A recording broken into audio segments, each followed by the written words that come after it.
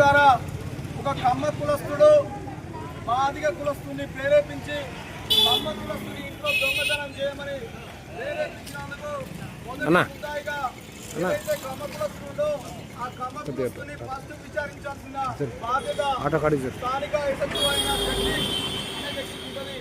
కానీ వెనక బలం లేక, రాజకీయ బలం లేకనో, ఆర్థిక బలం లేకనో, కుల బలం లేకనో ఉన్న ఒక మాదిగ కులస్తుడైన సందీప్ తీసుకొచ్చి మరి జగదీష్ అనే కమ్మ కులస్తుడు మరి స్టేషన్లో మానసికంగా, శారీరకంగా చిత్రహింసలు పెట్టడం వల్ల మరి చాలా బాధకు గురై, చాలా అవమానానికి గురై ఆ కమ్మ కులస్తుని బతకరాలే, నేను మాదిగ కులంలో పుట్టినందుకు మాత్రమే నన్ను ఒక దొంగగా చిత్రీకరిస్తాననే ఉద్దేశంతో మానసికంగా ఇబ్బంది పడి గడ్డి మందు కొనుక్కొని తాగి ఆత్మహత్యానికి పాల్పడ్డాడు. కాబట్టి మరి స్థానిక ఎస్ఐ దీనికి బాధ్యత వహించి ఆయనని తక్షణమే సిపి గారు జాబ్ నుంచి రిమూవల్ చేయాల్సిందిగా బహుజన్ సమాజ్ పార్టీగా మేము డిమాండ్ చేస్తున్నాం.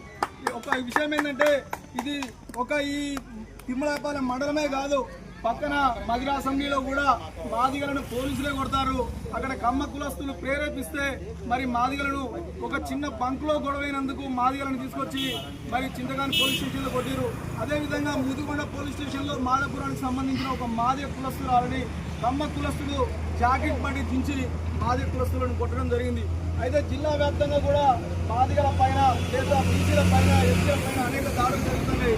కేవలం అధికారంలో లేకపోవడం వల్ల మాత్రమే ఈ కులాల మీద దాడులు జరుగుతుంది. కాబట్టి మరి ఎస్సీ, ఎస్టీ, బీసీ, మైనార్టీ సమాజం మరి అధికారం కోసం ప్రయత్నించాలని కోరుకుంటూ ఈ అవకాశం ఇచ్చిన మాదిగ కుల సంఘ నాయకులకు జై భీమ్, జై భారత్.